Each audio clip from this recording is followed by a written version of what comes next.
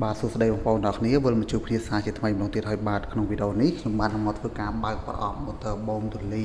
ប្រភេទយួរដៃដែលដំណើរការដោយថ្មប្រភេទ 18V lithium ion ដែលខ្ញុំកំពុងកាន់នេះបាទ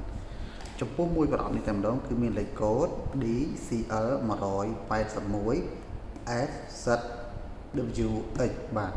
ចំពោះលេខកូដនេះដែលមាន Z នេះបាទគឺសំដៅទៅលើបាទប្រអប់នេះមិនបានរួមបញ្ចូលជាមួយនឹងថ្មនៅឆ្នាំងសាកទេបងប្អូនទាំងអស់គ្នាដែលមានបាទដែលមានថ្មនៅឆ្នាំងសាកប្រភេទបាទ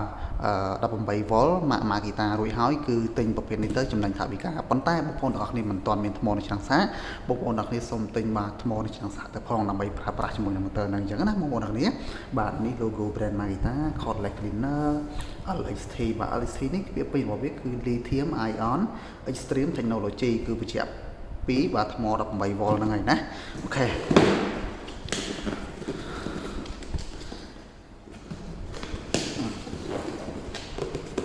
ណៃល្អបើកដៃពីរបើកអូខេខ្ញុំចេញណៃទៅបើហ្នឹងនេះគឺជាដងបាទដងបូមនៅលើការ៉ូនេះមានកង់ចំនួន4នេះសម្រាប់ជួយបាទឲ្យយើងនៅពេលរុញណាហើយនេះគឺកន្លែងដែលយើងកន្លាច់បត់បែនទៅតាមបាទកន្លះពិសេសហើយនេះគឺជា lock របស់វាណា logo Makita អូខេហើយនេះគឺជាដងបាទដងវែងបាទដងវែងដងតវែងហើយជាមួយនឹងដងខ្លីបាទសម្រាប់បូមកន្លែងចង្អៀតណាកលៀតអីចឹងតាមចង្អោបងអួចបាទនៅក្នុងឡានបាទតាមចង្អោពុកអីចឹងទៅណាអូខេយើងមើលទៅនៅក្នុងការប្រើប្រាស់សិនបាទក្នុងហ្នឹងមានបាទ poster បាទហើយសភៅណែនាំពីការប្រើប្រាស់បងប្អូនគ្នាបាទ DCL 181F បាទនេះគឺជាលេខកូដបាទ model ហ្នឹងប៉ុន្តែនៅលើប្រអប់មិញ DCL 181F អញ្ចឹងទៅបាទ ZWX ចឹងមកណាអូខេគឺមើលស្បាច់នេះបន្តិចហើយនឹងរបៀបនៃការប្រើប្រាស់នេះបងប្អូនទាំងគ្នាទិញទៅបងប្អូនទាំងគ្នាមើលតាមនឹងមកណាគេហាមអីគេឲ្យយើងប្រើរបៀបម៉េចគឺបងប្អូនទាំងគ្នាមើលតាមនឹងមកបាទឥឡូវយើងមើលស្បាច់ចំពោះ capacity របស់វាគឺ650 ml continue use បែរថាការប្រើប្រាស់ជាមួយលេខ1លេខ2ចឹងមកជាមួយថ្ម3 ampere នេះ BR 1830B ហ្នឹងគឺថ្មចំណុះ3 ampere មកបាទចំពោះយើងបើកលេខខ្លាំងបាន20នាទីលេខខ្សោយមកបានបាទ40នាទីណាបងប្អូនគ្នាបាទអូខេហើយទម្ងន់របស់វាត្រឹមតែ1គីឡូកន្លះអូខេអញ្ចឹងបន្តទៀតបាទនេះ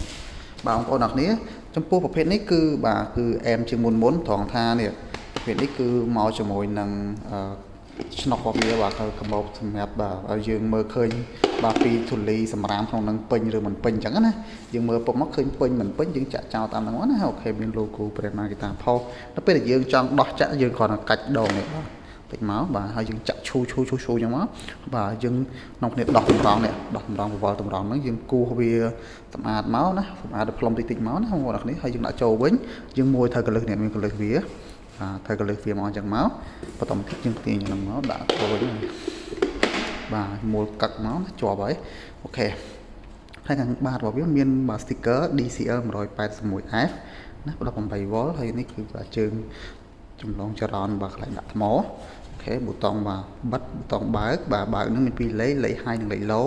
អំពូល LED ណាអញ្ចឹងនៅថ្មនេះថ្មដាក់ថ្មចូលមកអូខេបបទេហើយយើងចុចប៊ូតុង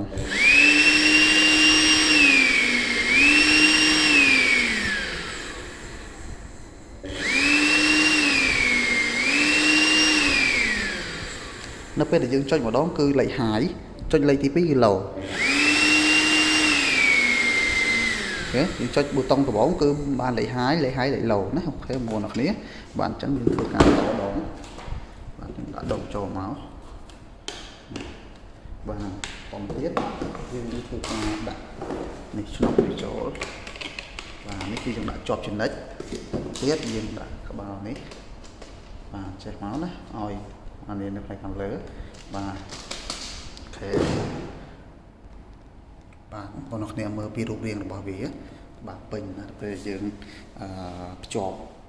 ដងទាំងអស់មកណាបាទយើងភ្ជាប់មកនេះហើយថ្មរបស់វាជាថ្ម 18V បាទតែនេះLST ចឹងមកណាហើយកន្លែងនេះយើងដាក់ជាប់ចឹងរហូតបងប្អូនអ្នកគ្នាបាទនៅពេលដែលយើងត្រូវការយើងដោះនេះមកភ្ជាប់មួយនេះក៏បានដោះមកនេះមកភ្ជាប់ជាមួយនឹងក្បាក់នេះក៏បានណាបាទអញ្ចឹងងាយស្រួលប្រើបាទហើយថ្មរបស់វាយើងប្រើលេខ1បានលេខខ្លាំងណាបាន20នាទីថ្មហ្នឹងដដែលបាទយើងប្រើលេខ2បាទលេខខ្សោយហ្នឹងបាន40នាទីបាទអញ្ចឹងចំពោះបងប្អូនអ្នកគ្នាមានចំណាប់អារម្មណ៍ចង់ទិញយកទៅប្រើប្រាស់តាមផ្ទះបុរីវិឡាយផ្សេងៗបងប្អូនអ្នកគ្នាបូមនៅក្នុងឡានបងប្អូនអ្នកគ្នាអាចខមមិននៅខាងក្រោមវីដេអូឬក៏តាក់ទងលេខទូរស័ព្ទដែលខ្ញុំបាទសរសេរនៅខាងក្រោម description ហ្នឹងបាទអរគុណច្រើនបងប្អូនអ្នកគ្នាសម្រាប់ការតាមដានទស្សនាវីដេអូនេះអរគុណច្រើនបាយបាយ